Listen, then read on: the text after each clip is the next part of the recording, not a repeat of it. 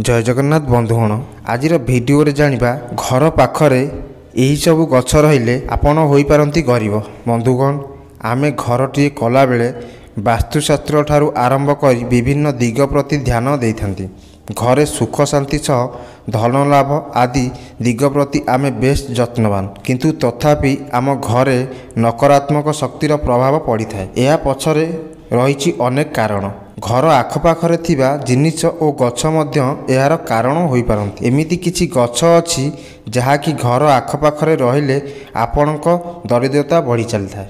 तेबे आसंतु जानिबा केउं गछ घर पाखरे रहिले आपणकु करिदेव गरीब। खजुरी गछ किछि राशिर लोकमानक पई अशुभ। एही गछ जेउं घरर आखपाखरे रही थाए सेही घर आर्थिक अभाव देखा देइथाए। एही गछ को केबे भी घरर बगीचारे लगांतु नाही। आपणक घरे एही गछ रहिले आपणकु बहुत आर्थिक अभावर सामना करबाकू पड़िथाए। बाउंश गछ को अत्यंत शुभ मना जाइथाए, किंतु बाउंश गछ घर सामने केबे भी लगांतु नाही। हिंदू धर्म अनुसार कौनसी व्यक्तिर मृत्यु पर तार आत्मा बाउंश गछरे रही जाए बोली कुहा जाए। एही गछ घर सामने रहिले घर भीतर को नकारात्मक शक्ति प्रवेश होइथाए। एहा सहित घरे सर्वदा आर्थिक संकट देखा दे। एपरि परिवार लोकंक मध्यरे असंतुष्ट भाव सृष्टि होइथाए।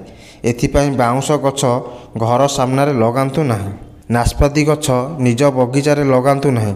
एही गछ घरर बगीचारे रहिले आपणको आर्थिक क्षति सहिबाकू पड़िथाए एवं एहा आपणक घर पई अशुभ अटे। एहा सहित आपणक घरर उन्नति रे बाधा उत्पन्न होइथाए। तेणु एही गछ केबे भी घरे लगांतु नाही। बंधुगण भिडियोटी जदि भल लगी थाए प्लीज चैनल को सब्सक्राइब करी वीडियो गोटे लाइक कर दियंतु। एमिति इनफॉर्मेटिव वीडियो देखिया पई। पुणी गोटे नुआ वीडियो देखा। जय जगन्नाथ।